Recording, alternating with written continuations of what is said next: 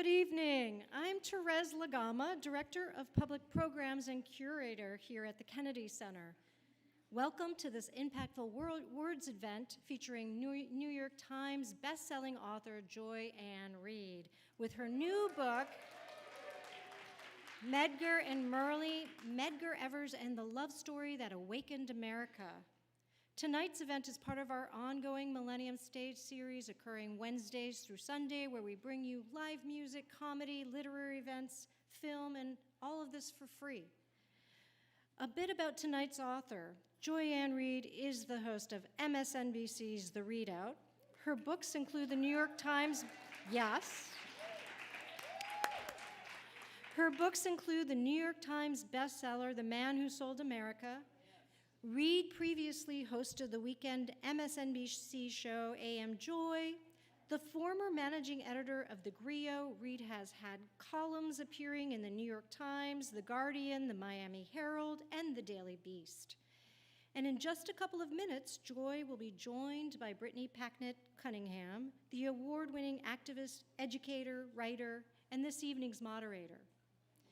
After Joy and Brittany chat for a bit, they'll turn to your questions. The index cards you were provided as you entered at the theater were for these questions. And we're going to try to cover as many of these questions as we can in the allotted time together. We are so grateful to you for joining us tonight and for supporting this series. And now please join us in welcoming Joy Ann Reid to the stage.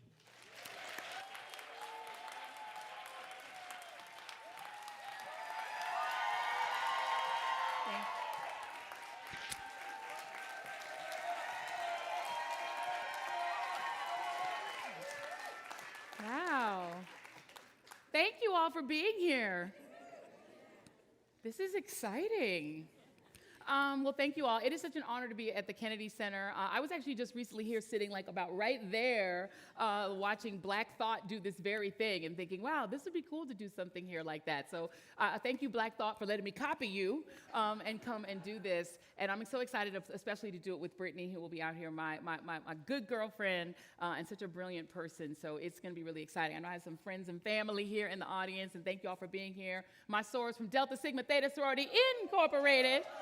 Always here, and we appreciate you all. Thank you so much. I appreciate and love you. And so I'm going to get started. I've been told to do a little bit of a reading, so I'm going to read a little bit. And I also want to know, and I don't know if she's here, but Angela Pashayan, who is one of the brilliant researchers on the book, is she here?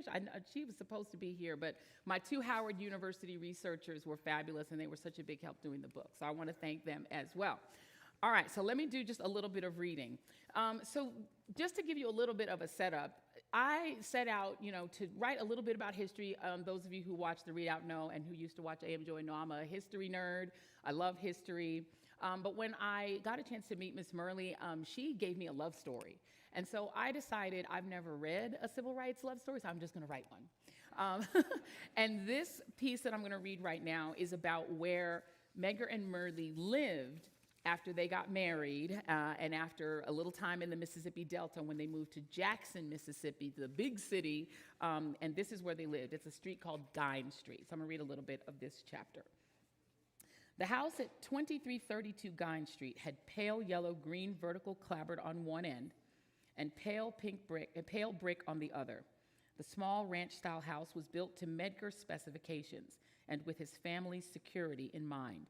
Its flat top was covered in gravel, the better to hear any intruder who might alight on the roof. Unlike the other homes on the block, which had otherwise identical layouts, with a combined living and dining room, a cozy kitchen, 3 bedrooms, and a narrow bathroom, this house had no front door. Instead, you entered through a side door at the top of the long concrete car park.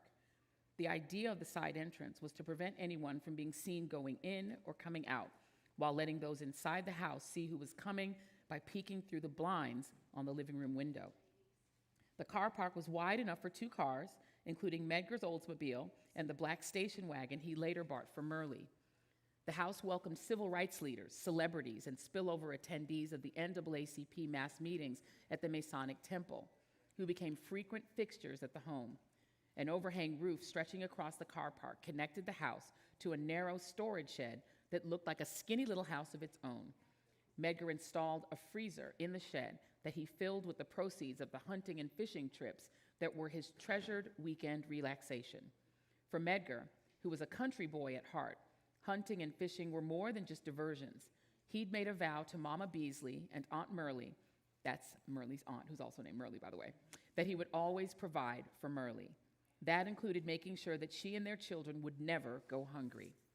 The backyard fence posts were festooned with small gray stone Native American heads standing soberly in profile with their headdresses pointing straight back. The yard was filled with trees, which Myrlie loved because they reminded her of Mama's house in Vicksburg.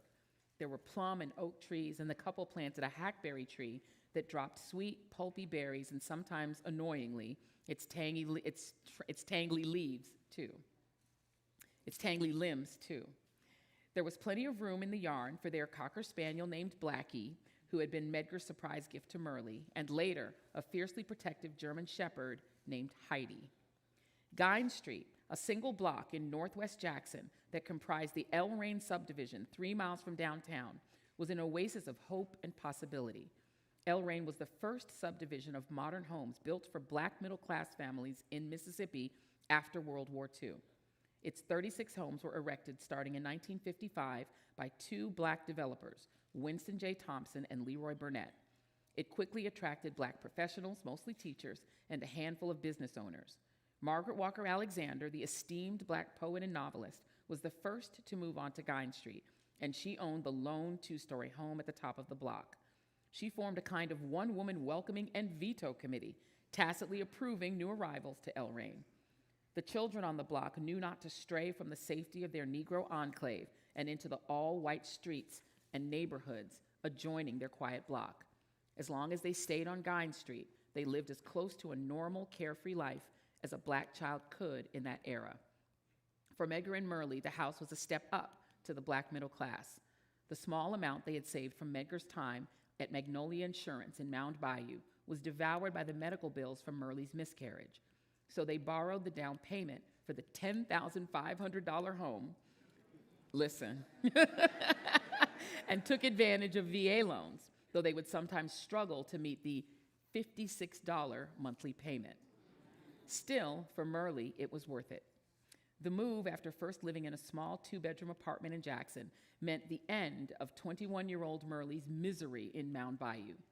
Myrlie's maternal grandmother, Big Mama, even came along initially to help care for the children.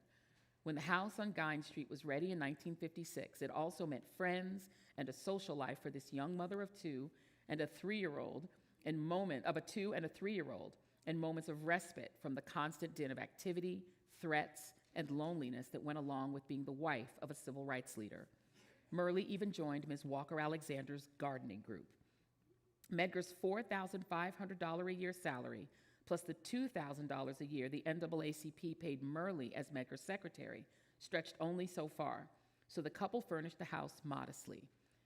They placed a sofa and a small upright piano in the living room where Myrlie could keep up her practicing.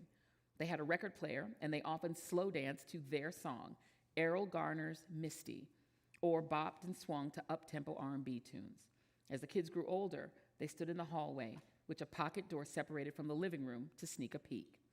A telephone was just outside the kitchen, and it seemed to ring day and night with calls from the NAACP, from those needing Medgar's help, or from others with menace in mind. They had a television in the living room where Medgar exercised every morning to the Jack LaLanne show, often balancing little Rena, who he nicknamed Pumpkin and Sunshine, on his knees while he did leg lifts. On Saturdays, that was where Medgar, Pumpkin, and little Daryl, his big boy, watched cartoons. And like a growing number of Americans in the mid-1950s, they had a second television in their bedroom where Myrlie would sometimes cuddle up with the children for a snuggly nap while Daddy was away. The living room TV was tuned to the news every evening. As the kids grew, Medgar watched with them and explained what they were seeing. Sometimes on Sunday after church, the family would take long drives, and Medgar would point out to the children the parks and swimming pools, restaurants, and libraries where they were not allowed to go, simply due to the color of their skin. He promised them that he was changing that. It was a wonderful, terrible time. Medgar spent long hours away from home, driving back into the Delta to conduct his investigations, with the interior or even the trunk of his car sometimes doubling as the hiding place for blacks who had to get out of town quickly after offending a local white person. Myrlie was regularly faced with reminders around her home of her husband's dangerous activities. Medgar had guns stashed in every corner of their modest bedroom. We had a relationship of fun, of depth, of challenge, of love that I have never known, Myrlie said. I can't explain it other than to say it was a blessed relationship. Did we have problems? You bet we did. And those problems arose around his work in the civil rights movement. It was not that I did not support him, but I was fearful all the time for his life.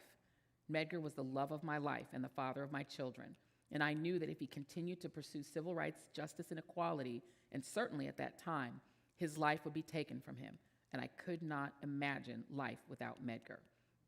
In those moments, when his young wife raised her doubts and fears, Medgar was encouraging but clear about his commitment to the movement. You're stronger than you think you are, he told Myrlie. You know what I'm in. I'm not going to leave it. And I said to him, well, why not? I'm your wife. These are your children. And he said to me, that's exactly why I'm going to do it, because I'm fighting for you and my children and other parents and their children. I really had no answer for that because I knew how sincere he was. Myrlie prayed day and night, God, please take care of my husband. And I always added to that, because I cannot live without him. And something always said back, you will. I lived with that every day, every day, every day. Black families in Jackson during that time were largely denied the benefits of the city's post-war economic boom. They were banned from the sprawling development springing up all over the city and its surrounding suburbs, and relegated to undesirable corners of the capital. Downtown shops barred Black women from trying on clothes or donning the white gloves to work at the cash register. Everything from cafes to movie theaters was strictly segregated. And the nearly 70 chapters of the Association of Citizens Councils of Mississippi, whose Jackson headquarters was down the street from City Hall, were determined to keep it that way, especially in the schools. Some already living on Guine Street were less than thrilled about sharing their quiet, peaceful block with the most prominent and active civil rights activist in the state. Teachers in Mississippi were especially vulnerable to the Citizens Councils, who made it clear that joining the NAACP was a firing offense.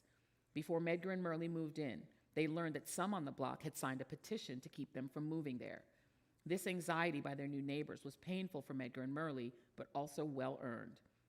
A few months after the Everses moved into their house, Grace Britton Sweet and her husband Dennis moved in 3 doors down. Medgar and Myrlie soon made an impression. One afternoon, the doorbell rang, and it was Medgar at my door, Ms. Britton Sweet said. I'm your neighbor, said Medgar. All of us need to meet each other and get together and support each other. The Sweets agreed, but Medgar wasn't done. He wanted to know, did we vote? And of course, the answer was yes. Ms. Britton Sweet recalled.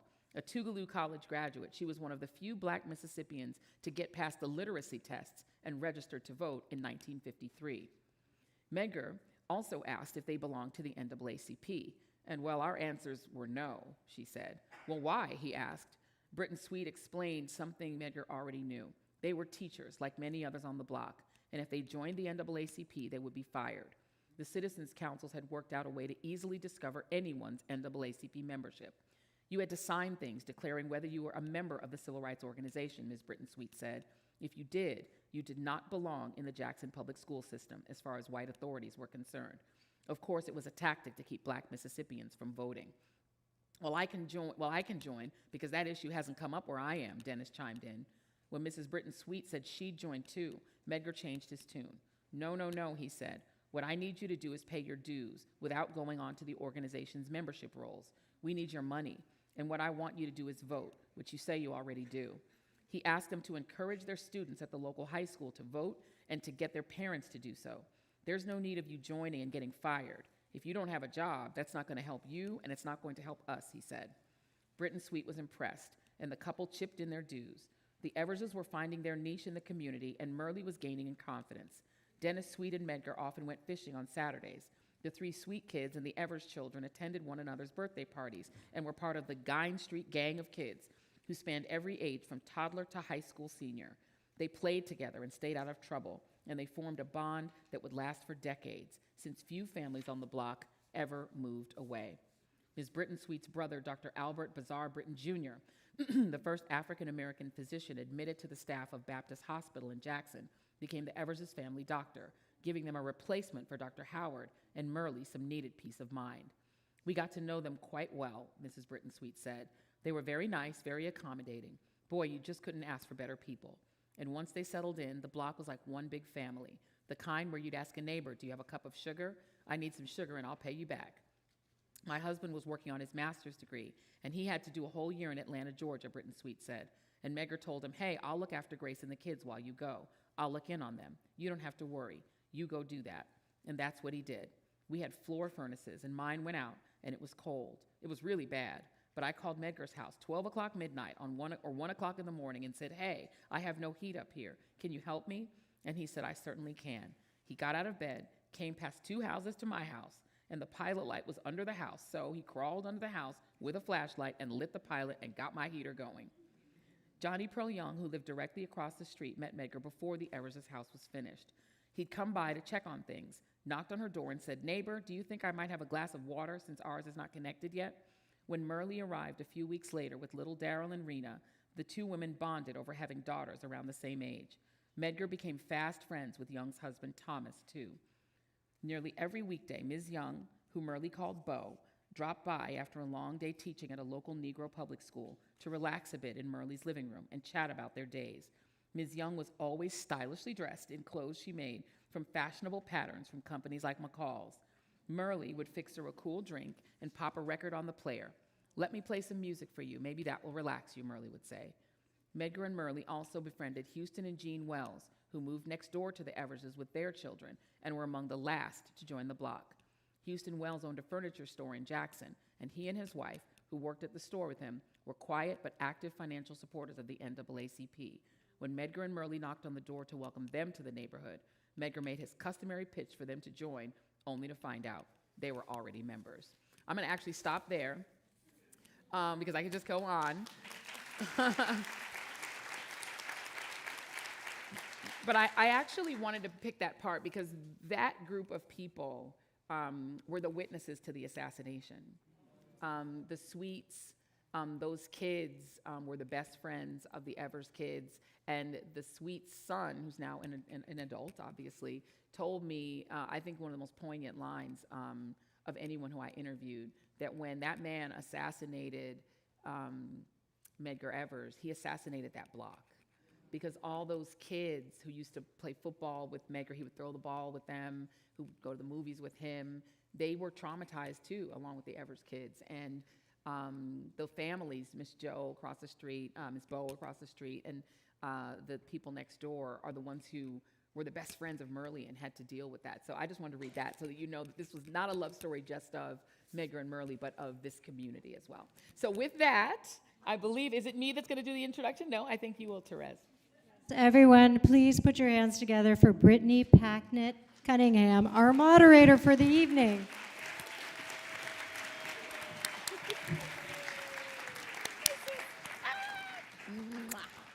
Hello, hello, hello. Good evening, good evening. How are we feeling? I know that's right. See, sometimes I have to ask people to do it twice, but we are calling response people, are we Amen. not? Amen. Okay, amen. That's right. Amen.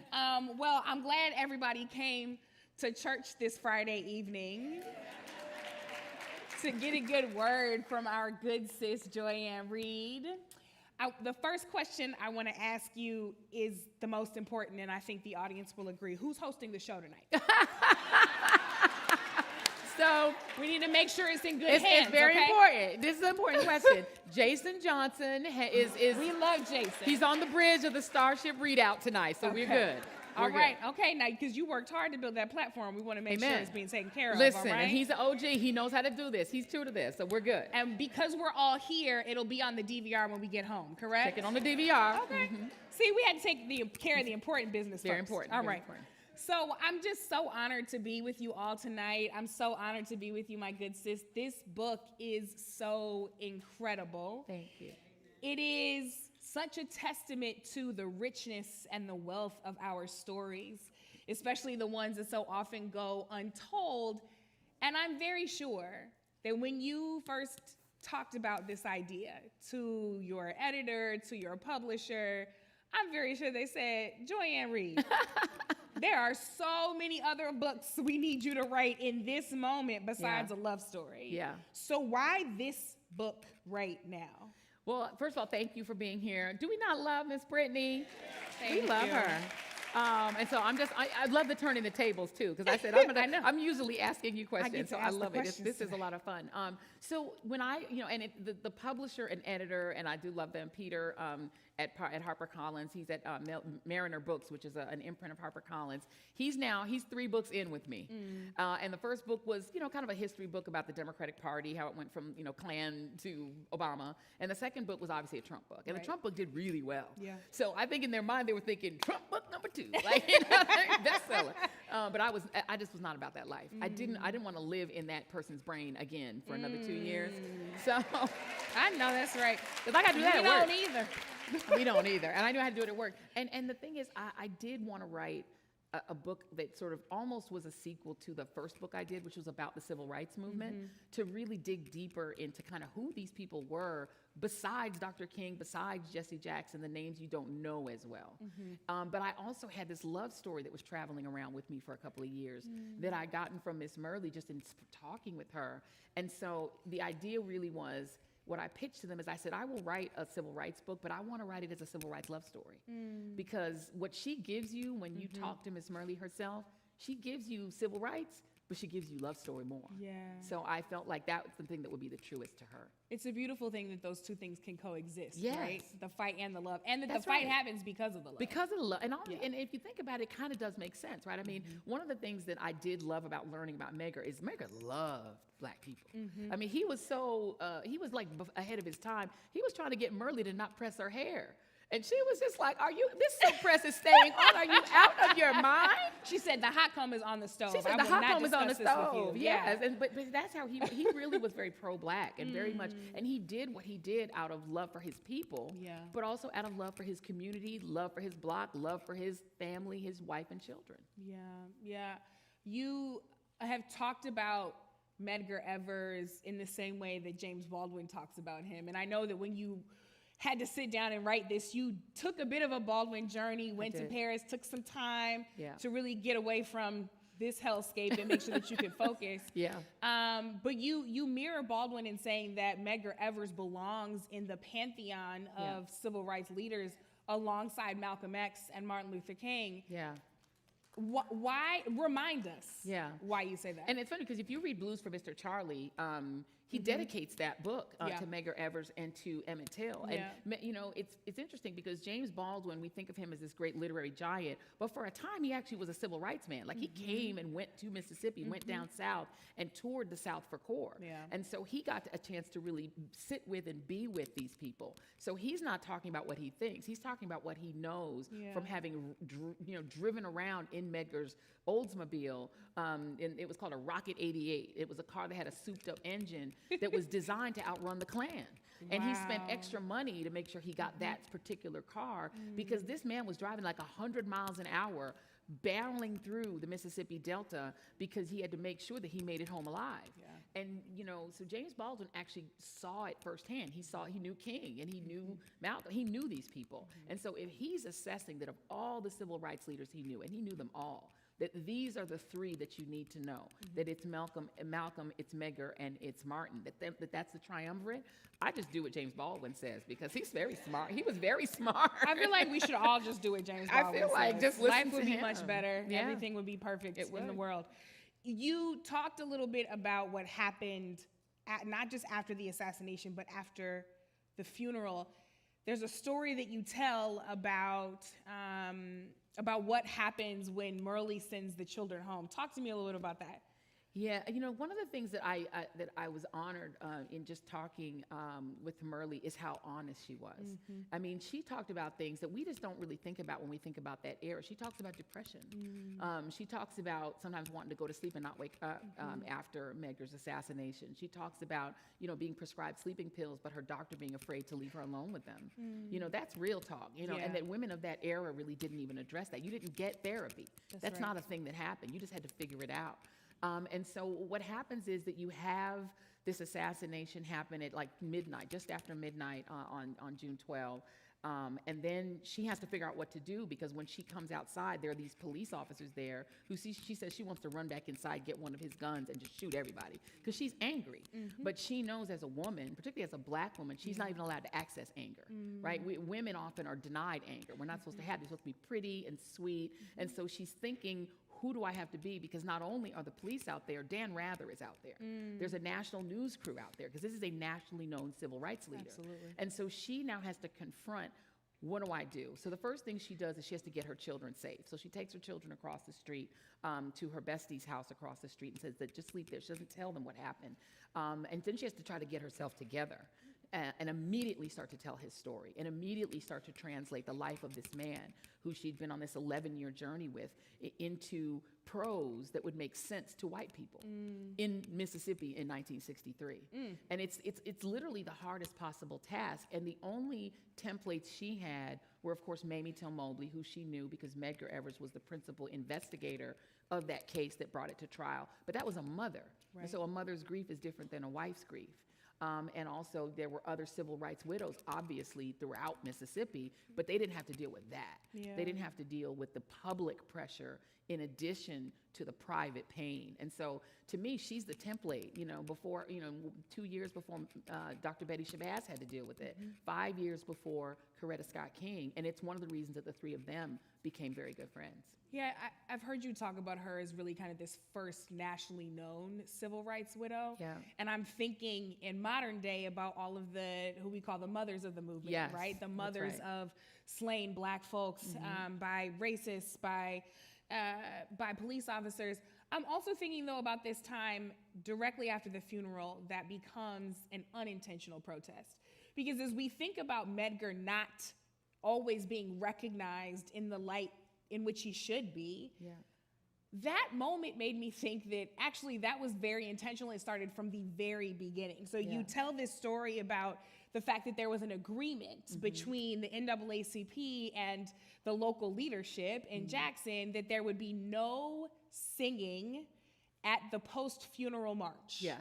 Which is incredibly terrifying, sad, and ironic, because in particular, Medgar was known for leading the freedom songs. That's right. And so somebody starts singing one of the freedom songs in the Medgar style, right? And calling out City Hall and the leadership and the police. And so now suddenly this post-funeral march, this moment of grief, becomes a protest, a direct action. And I'm curious if you think that that kind of intentional thread to make sure that his story was untold is part of why we're not telling it as much as we should now. That's a brilliant question. I hadn't really thought of it that way, because, right, I mean, this was such a feared funeral that the federal government, that the administration, the Kennedy administration, actually sends John Doerr from the Justice Department to the funeral, right? There are nationally known figures there. Dr. King is there. He's not allowed to speak, but he's there. He's part of the march afterwards. And, right, imagine saying you can't sing at a Black funeral. Hello? In Mississippi. A homegoing service. Half the sermon is singing, right? Yeah. I mean, right? And so you're talking about, an extra long, you have to set the stage here for the funeral. It's inside of the same space where they would often do the meetings, where the mass meetings would take place in the Masonic Temple. It's packed to the gills. It's 100 degrees. It's Mississippi in the summer. And it's got an overflow. People couldn't even get in. So many people tried to pack in, 1,200 capacity. And we actually went down and we actually were in that space. It's a really beautiful kind of big empty space, but it was jam-packed even to the upstairs balcony, and people were spilling out the door. Wow. And then afterwards, people started marching. And right, the city of Jackson, which didn't want any marches at all, and the thing that Medgar was doing that was both enraging the mayor of Jackson, but also his bosses at the NAACP in New York, was the marches. They wanted the marches to stop. And then the night before he's killed, this was after President Kennedy had given this landmark speech promising to do a civil rights bill. He'd had a meeting afterwards with his bosses, the people that they'd sent down from New York, to order him to stop marching, that there would be no more marches. We were only going to do court action, and the marches must stop. And so he actually had reached his point of sort of peak depression. It's part of why he got killed. He wasn't focused when he got home, and he got out the wrong side door of the car. He was supposed to slide across to the passenger side and get out and go in the door, but he had all these T-shirts, which he was like, I'm just going to throw these out because they were for the marches. and he gets out on the other side with the T-shirts in his hand. He's vulnerable. And that's what he dies. But then the irony is, on the night of the funeral, on the day of the funeral, the young kids who were the ones who wanted to march, they were the ones brave enough to march and were insisting on marching, and he was supporting them and almost getting fired for supporting them. They say, I don't care what deal was made. This little light of mine. That's the song, right? I'm gonna let it shine. And he would sing that, and they would, and when you know, they say shine this way and shine that way, they would point to Jackson, and they would say it's gonna shine toward Jackson, shine toward downtown, and they would point. And the minute they started pointing, the police officers start just assuming they're pointing at them. And of course, they do what you do with black folk, because you assume that means they're gonna get violent, that they're gonna riot. And the police just start beating people. And by now, the line was so thick and so long, you're talking about more than 1,200 people plus the overflow people, so maybe 2,000, 3,000, however many thousands of people. Dr. King was way at the front of the line. They whisked Dr. King and the other big figures out of the way, and they're gone, but now you mostly have kids. And once the police start beating, they're like, we're not having this. This was sort of an early Black Lives Matter moment, where they said, we're not gonna take this, we're gonna throw rocks back. And so they start throwing rocks back. And so it becomes an entire national incident. And John Doerr is this white man who comes from the Justice Department. He gets up on top of a sort of a barricade and stands there and he says, my name is John Doerr, D-O-A-R. I'm here from the federal government. I'm here to help. Please, everyone go home. And he tries to kind of end the march, and eventually people do stop. But it is this irony that the thing he was told, that Medgar was told not to do, the young people did it anyway. And that is what the civil rights movement was. It was brave young people who were gonna defy not just white authority, but sometimes black authority in order to achieve freedom and liberation for themselves. Right. And that was Medgar's legacy, right? That was his legacy. Constantly bucking the system. Y'all didn't know she could sing like that, did you? We're gonna do a duet because she can sing I'm just too. saying, I'm trying to see you on Sesame Street one day singing with the kids. Oh my! You know, You just teaching spoke the my kids about dream. That's my politics. dream. I know. I'm saying I just want to be with want that Grover. for you. I just want to be with Grover. I want Grover that and I for need to be you. friends. He's my friend in my head. But that is Medgar's legacy, right? This refusal to capitulate to a status quo that is not serving people where he is specifically. Because I almost feel like we forget Medgar in the same way that we forget just how dark Mississippi was at that time. That's right. That we've kind of, and it still is, that we have kind of replaced in modern discourse the center of the civil rights universe. We've put in Atlanta, right? We've talked about everything that happened in New York City and DC with Dr. King, with Malcolm X. We talk about Selma, which deserves to be talked about. Absolutely. But for some reason, the depth of darkness that existed in Mississippi at this time seems to be missing from the conversation in the same way Medgar is, and yet this is the place where people showed some of the wildest bravery. Some of the most unorthodox bravery. And it absolutely, I mean, we think about Birmingham and we assume Alabama's where they were lynching the most folks. Absolutely not. It was Mississippi, right? You know, we think about Selma and obviously the assassination of Dr. King. That is also, Tennessee's not where they were lynching the most folks. It was Mississippi. The most violent state in the Union in the history of the United States is Mississippi. And by the way, Florida is way up there at the top too. People forget all about Florida, which was intensely violent. But the reason that Mississippi was so violent is not because of constant failure. It's because of constant success. What you have to remember is that cotton created the United States. It made the United States fabulously rich. And the cotton that was the most desired throughout the world, including by the British royal family, was Mississippi cotton. If it had a Mississippi stamp on it, it was considered the finest cotton in the world. Because there's something about Mississippi soil. It's called alluvial soil. And we actually did a whole interview with a lady who, this is her expertise, is alluvial soil. Her name is Sade. And she told us all about it. And the richness of the soil is unusual. And so it grows cotton of a quality that you can't get anywhere else in the world. And in order to reap all the profits possible from it, Mississippi imported the largest number of enslaved people. Mississippi, South Carolina, for the same reason, for rice, the same reason. But Mississippi became the richest state in the Union. It was not always the poorest. It used to be the richest. And so when slavery ended, they imported so many Africans to pick this cotton that Mississippi had a 55% black majority. 55% of the people after the Civil War were black. So that meant the most successful Reconstruction of any state was in Mississippi.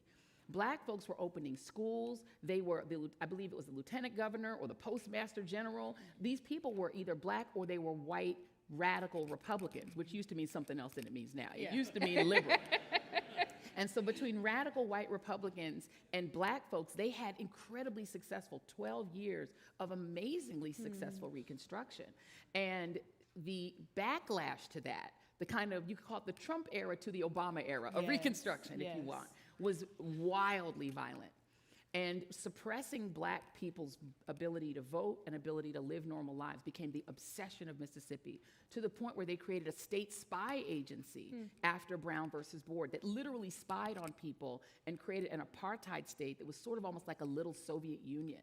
It was like constant surveillance, phone tapping, spying on people, paying black people to spy on people.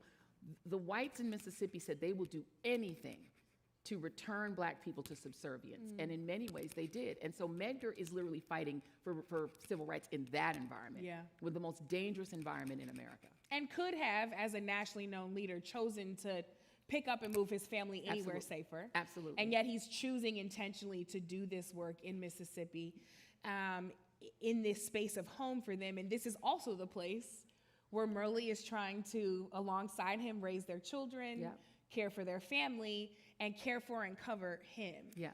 Now, I'm gonna ask the thing I'm not supposed to ask.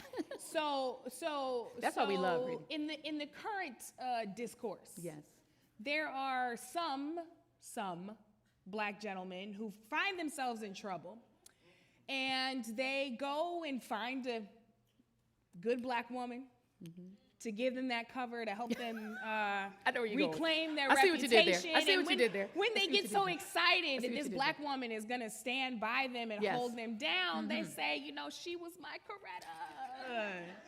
Oh, am I the only one who saw that interview? We saw it. Oh, okay. We saw it. And in the midst of all of this, we're seeing these women be flattened, right? As if they were not whole people before they got married, as if the men that they were holding down were on trial for assault and not for trying to create equity in the world. I see where you're going. I'm picking up what you're putting down, young sister. Like, I want to have a real conversation, Let's get real, for real. About what it took for Miss Myrlie to be partnered not only to Medgar, but to the movement in Mississippi, of all places. What did you discover about how she not only sustained their love, but helped sustain him? I think one of the things that one has to remember when you think about Medgar and Myrlie, I mean, they were 7 years difference in age. She was 17 when they met. He was 24. He was back from World War II veteran, very worldly, football player, had all this going. But exactly the kind of person her mama told her not to go date. The grandma and auntie said no upperclassmen, no football players, no veterans. He was all three, and they were. So she had to negotiate, and he had to negotiate with them to get to marry her at all. But only one of the two of them was famous, Myrlie, because she had been part of this group called the Chansonettes, which was a locally famous girl group. So when they get together, yes, stature-wise, he had the stature, but she had fame. So she'd actually been the one to be a public figure. He hadn't. And so she did have that little advantage in terms of presentation. How do you present yourself? If he's doing a TV interview, who is the person he's bouncing that off of? Myrlie. When he is going to do a sort of an event at the Masonic Temple, who's playing the organ to get the people going and opening? Myrlie. If he's typing up a memo that has to make sense and he has to write to his bosses and ask for more money, for more, fix his car, who is the typist? Myrlie. And so the reality is that the women in this era are more than just 1950s housewives. That's right. They're a partner. He actually can't do the job without her. That's right. So when famous people come, when Dick Gregory comes to town, and so the story that we got there, and listen, this is legendary internally, is that it's Medgar who turned Dick Gregory into a health nut. Because he was like a health nut. And so he's the one's like, you need to be juicing. Let me show you my little. And so he's supposedly, he's the one who got Dick Gregory into that, because Dick Gregory had to stay at their house. You couldn't stay in a hotel. Where are you going to stay? You're staying at the Evers house. He's the field secretary, so everyone's staying there. Lena Horne's coming to town. Who's feeding her? Myrlie. Not Medgar and Myrlie. And so the amount of work that these women had to do, and I'll say the same thing about Coretta, the same thing about Betty Shabazz. That's right. They were the partner. And they're often relegated to sort of a side story. You know the name, and they'll say this is who they were married to, but you forget. You could say the same about Coretta.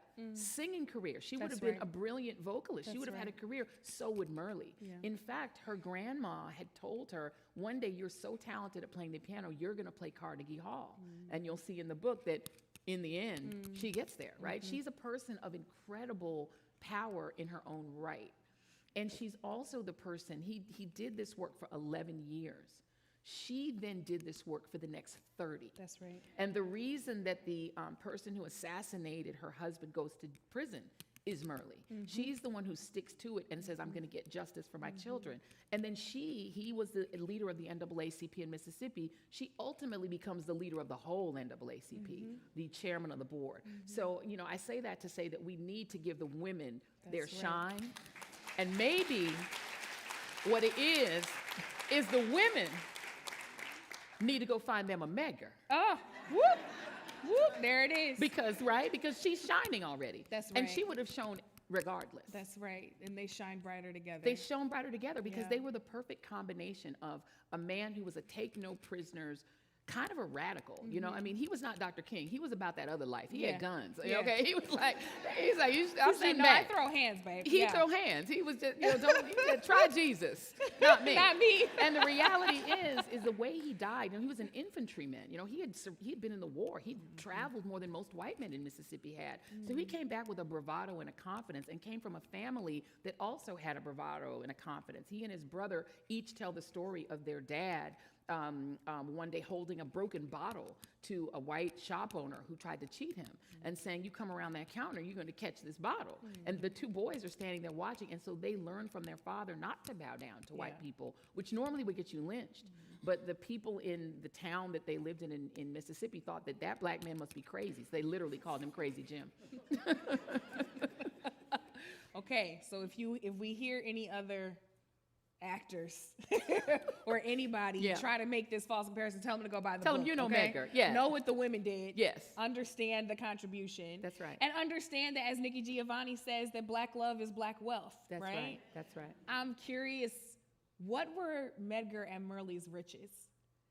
Oh, that's brilliant. I think they're children. I think they're friendships. You know, we interviewed Miss Myrlie's bestie across the street. She's now passed on. And I think the relationships that she had with her girlfriends, both on the block and then afterwards, people like Betty Shabazz and Coretta Scott King, those were riches for her. It sustained her when her husband was gone 12 hours a day. And I think their children, they both had such individual relationships with each child. And they fed so much into them and made each of them powerful individual people. Their oldest son, who was my favorite sort of character in the book, and he was the one who would make me cry every time I would read about little Daryl. Daryl was something. He passed on. He died of cancer in his 40s, but he did live to see his father's killer go to prison. He became an artist. He didn't become an activist, but he looked so much like Medgar that he used that as a power in it itself. And he said he wanted Byron De La Beckwith to look into the ghost of his father in him. So he had it, but he was enough of an individual to say, I don't have to be an activist. I can be an artist and speak that way. And they're all definitely individuals. So we've got this love story that you've been writing for all of this time. You are out here fighting the good fight, right, in a different way than Medgar, but certainly fighting it every day and getting all of the attacks. And you're partnered with this incredible person, my brother Jason, and you all are partnered in that same way where you're strategizing and working together on all of these things. Did writing this book change you all's relationship at all? That's interesting. I mean, it was the first time that I actually vacationed without Jason. I never, you know, we always travel together. We've been ride or die. We've been together. Jason is my first boyfriend out of college. And I'm not going to say how old I am. You can look up on Wikipedia yourself and then believe it if you want to believe it or not. I ain't saying nothing. I look how old I look. I'm how old I look. Okay, I look 30. That's how old I am. That's right. That's right. You know it Good don't black crack. don't crack. It don't crack. Good black don't crack. Yep.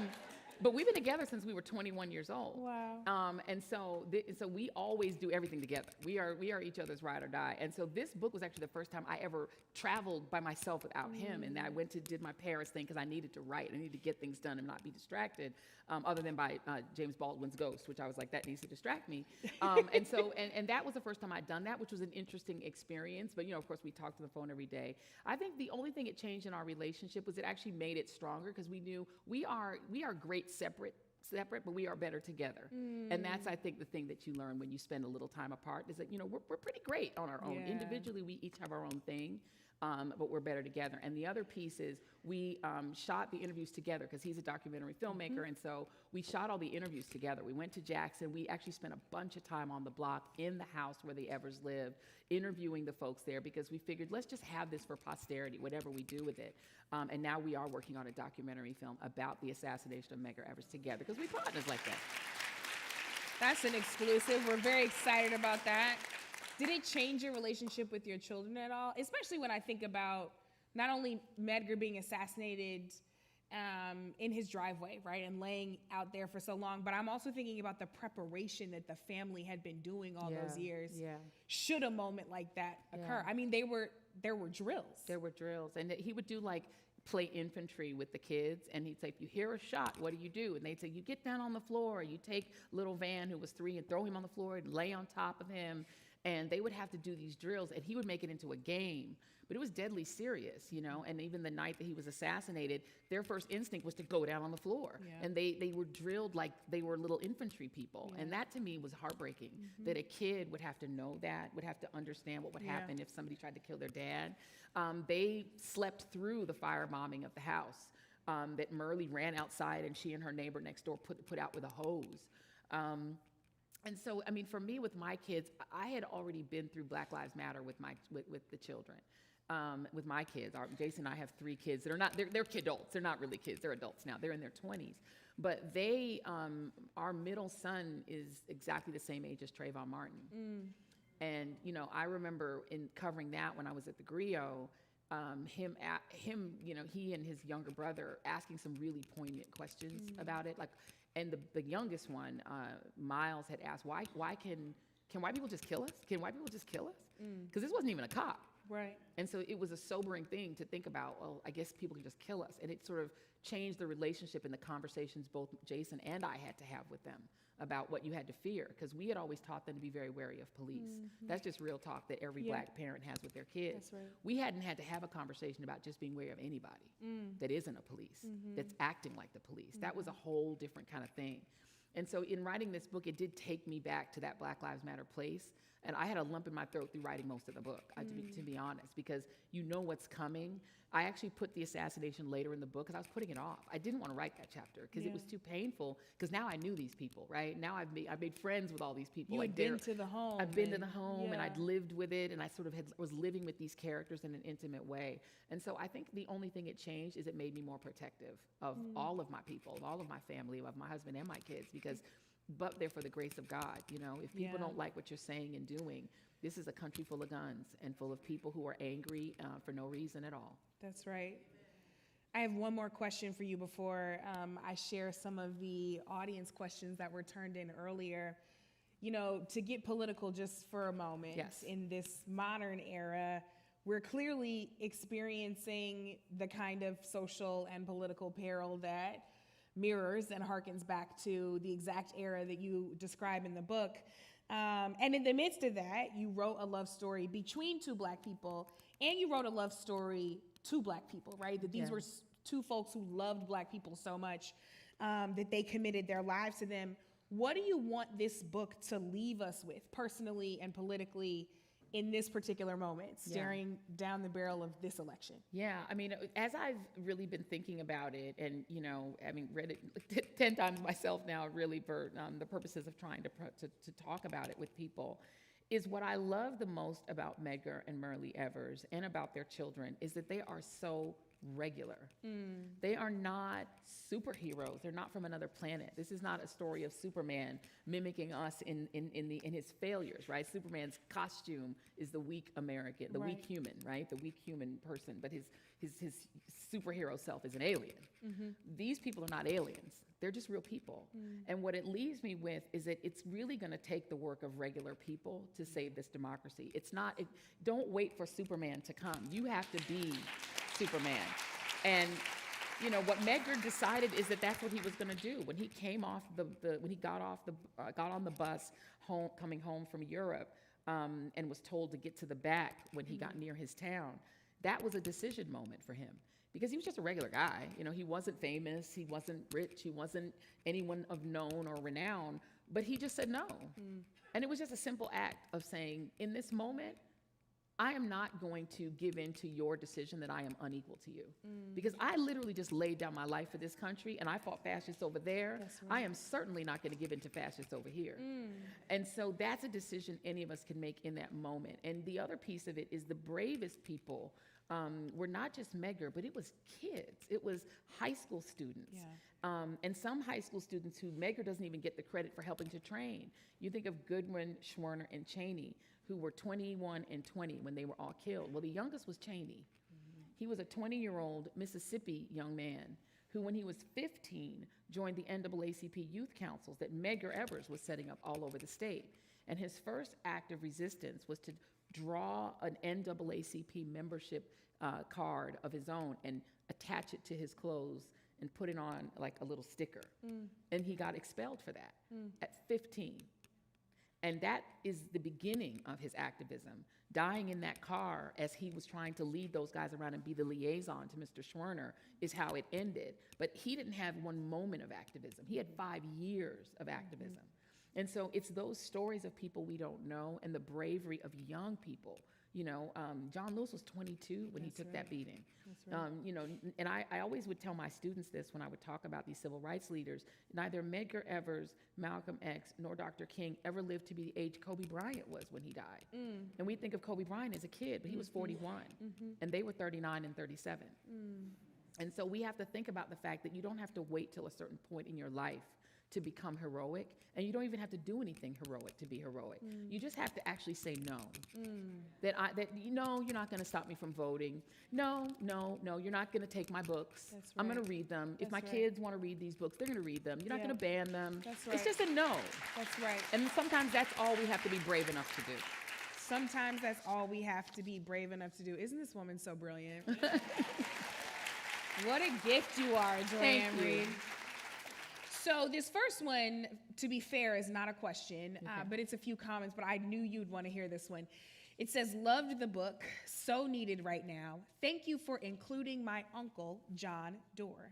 Oh my goodness. He was a true hero of the civil rights movement. Is Lee Sneed here? Where is she? There we go. Oh, there she is. Oh my goodness. That's awesome. So someone wants to know, did Miss Myrlie read the manuscript before the book was published? Okay, so, and first of all, I just want to say John Doerr really was the real deal. Yeah. I think RFK gets a lot of credit, but he was sometimey. Sometimes he was good and sometimes he wasn't great, but John Doerr was for real. He was a true ally in the civil rights movement. So God bless you, John, D-O-A-R. Miss Myrlie, so I had a decision to make, just as a journalist, right? So I'm also a journalist, so you can't let the subject read the thing before the thing, right? So I didn't let her read it because first of all, I was afraid to let her read it. Let's just be clear. She's my mama's age, that's like letting your mama read it. And I was very nervous. I waited until the book was done. And then I sent it to her, and then I waited for the responses. And it took a while for her, for the family to get back to me, and I sent it to her. And I really found out what she thought of the book. Her son, Van, texted me and said she loved the book, and I was very relieved. Because she was the only critic I truly, truly cared about. And she loved the book. And when we went out there, my brother created a lot of this little swag stuff, including these little postcards that are of Miss Myrlie and Medgar separately and them together. And when she saw them, she cried, and she thanked me for continuing the work of telling his story, because that's all she ever really wanted to do. Yeah. Which made me feel really good. Well done. Yeah. The ancestors are very proud. This is a good thing.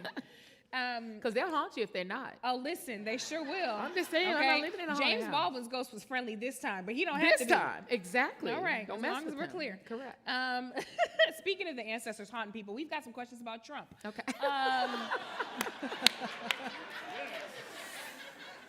See what I did there?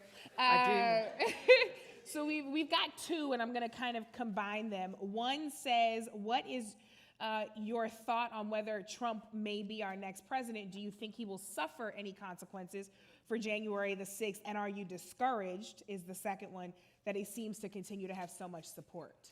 Yeah, I mean, one starts to wonder if a soul was sold to the devil, because this man is either the luckiest man in the world or the system is so broken that it cannot contain him. He is a lucky SOB. He really is. He's gotten away with so much throughout his life. But what I always tell people is anyone can be president if enough people vote for them. Yeah. And that's the problem with doing things like not voting. Because anyone, I mean, Donald Trump is not a genius. He's not a constitutional scholar. Not anything close He's not to even it. a good businessman. Nope. He's just a guy who did a TV show at NBC. And those years that he did the TV show were the only years he ever paid taxes, because he had a W-2 form like I do. Yet he became president because people voted for him. And so the reality is we have a pivot point in this country, whether we're going to go toward autocracy or stay a democracy. Yeah. And that really is what, and the problem is we keep saying this is the most important election of your life. We keep telling young people that. Just like we keep telling people died for you to be able to vote. This guy literally died for you to be able to vote. Literally. I mean, literally, right? Yeah. And so it's not a cliche that people died for you to be able to vote. And not like ancient many years ago, like, you know, Dr. King died 12 years before Ronald Reagan became president. It's not like a ancient, right? I mean, Miss Myrlie's grandmother was a slave, not like a million, grandmothers ago. Like her grandmother, who she knew until she was 5, was very much alive. And so I think Donald Trump absolutely can become president again. There's nothing stopping him because he has about 70 million committed fans. And, there was a thing that the Evers' father, Crazy Jim, used to say. He would say there are 3 kinds of white people. There are white people who will kill you just as soon as look at you. There are white people who will ally with you just as soon as look at you, smaller group sometimes. But then there's the big group who just won't say anything. And it's the just won't say anything people who go along with autocracy who are actually the most dangerous. Because Donald Trump's fan base is a very small percentage of the American adult population. The people who go to his rallies are a fraction of even Republicans. The people who want an abortion ban are 15% even of Republicans. This is a tiny group of people. But my one little saying I have in politics is the most passionate group always gets what they want. Black people were the most passionate in 2008. They got Obama. Black people were the most committed and passionate in 2012. They kept Obama. The people who hated the idea that we had Obama were the most passionate in 2016. They got Trump. And so, buyer beware. He could win. Yeah. But I think, I'd rather be, if I'm just going to go back to my old job and working in politics, I'd rather be Biden than Trump. I'd always rather be the guy who's actually raising money, not spending it on my legal fees, and I'm not charged with no crimes. Like, I'd always rather be that guy. So Biden, I think, still has an advantage, but not if people don't vote. Yeah. We have to be the ones to say no. Absolutely. I think that if you just added up all of the American people, there are more people who would rather deal with Biden for 4 more years than people who would rather deal with Trump. The question is, are you as committed? Yeah. Because I can tell you, the people who love Trump are committed. Yeah. It's a religious cult. Yeah. And so and I don't say that to be pejorative of them. I'm saying it has become a religion. That's right. And it's drawing from very religious people. So to them, this is essentially a religious movement. So yes, they will vote. It's the question is, will the people on the other side, or will the people who just won't do anything let it happen? I always quote my friend Kayla Reid in reminding people that we don't vote for a perfect candidate. We vote to set the conditions for our fight. Right. That's correct. And That's so correct. I would much rather have the conditions be That's a right. Biden-Harris administration That's right. 2.0 than somebody who is not only intractable, but who is very clearly wounded and is Correct. trying to save his ego. Well, and save his literal hide. I mean, That's I right. think we need to really be clear. Donald Trump is running to stay out of prison. That's right. That's all that matters now. And that's it. And he's running to stay out of prison, and you can just look at his legal, this is again, not me giving my opinion, this is literally if you look at his legal filings. When you're asking for absolute immunity, what you're saying to us is that the only way for you to stay out of prison is to be president, or to have the covering of the presidency. Does that sound like somebody who will ever leave the presidency? No. Because the moment you leave the presidency, you lose the covering. He's trying to extend the covering to the post-presidency, but he is telling you that he needs to be president for the rest of his life. Like, he's telling you that in his filings. Number two, losing all of his fortune is the other reason he's right. running. Donald Trump, while he was president, criticized China but took money from China. Said lots of things about Saudi Arabia but took money from Saudi Arabia. Every time someone swiped a card at his hotel, which he shouldn't have been able to lease from the government, but he did, because every exception was made, he was taking foreign money. And now he is as desperate as he's ever been. And he will take money from anyone to save himself financially. So this is a national security threat. It's a legitimate national security threat. And he has already said when he comes back in, he's going to get revenge. That's right. Believe him. Yeah. There's no reason not to. There's not going to be normies around him. It's going to be Stephen Miller and the guy who did the QAnon pledge. I mean, this is not going to be a normal administration, and it's not going to ever end. Yeah. So I think people need to just decide, do you want a president who you deeply disagree with a lot of his policies? And I know a lot of people deeply disagree with some of Biden's policies, which some people find quite immoral when it comes to foreign policy. But you can negotiate with him. Note that all you had to do was have 20% of people in Michigan vote uncommitted. And this man has gone from, I will never support a ceasefire, to putting a ceasefire resolution into the United Nations. That's right. And all it took was 20% of people to not say anything. They just said uncommitted. They didn't say Trump. Yeah. They just said no. Yeah. And that's all it took. Yeah. In 2 states. You can negotiate with somebody like that. Somebody who can be moved off of their position by his supporters. You can work with that. Yeah. Trump, you can't negotiate with. That's right. At That's all. right. That's right. Those are not the conditions I want. We are re-entering and revisiting so many of the truths of the times that are in this book. So I want to give you a chance to close us out with any remaining thoughts you have. And send us off with a charge. Send us off the charge. So what I would say is one of the most fascinating things that I did in writing this book was to really research Mississippi itself, which is also a character in the book. And Mississippi, as I said, went from the richest state to the poorest state. It went from the greatest experiment in Reconstruction to the most devastating apartheid. And all of that was done by people making decisions that are political. And we're now in an era after our Reconstruction moment, which was the Obama era, when the idea of having a black president named Barack Hussein Obama, which seemed impossible, happened. We're now in what you could call the modern redemption era. And the only way the other redemption era was ended was by people. It was ended by voters. We actually are the people who can end the hell that we're in. There isn't anyone who can drag us back out of it. You know, again, Medgar Evers was not from another planet. He was from Mississippi, which in some ways is another planet. but it's a planet in the United States. And if the Tennessee Three, they're Medgar Evers. That's right. They're Medgar Evers. That's right. One of them's running for Senate. That's right. If you want change, she's saying, let me change that in the Senate. We have options, we have choices, but you have to think strategically. One of the things that one of the guys who I spoke with down there, who's an NAACP leader now, but was a kid back then who was in the NAACP youth leagues, he said the thing he respected most about Medgar Evers was his strategery, his strategic thinking. And the fact that he was always strategizing.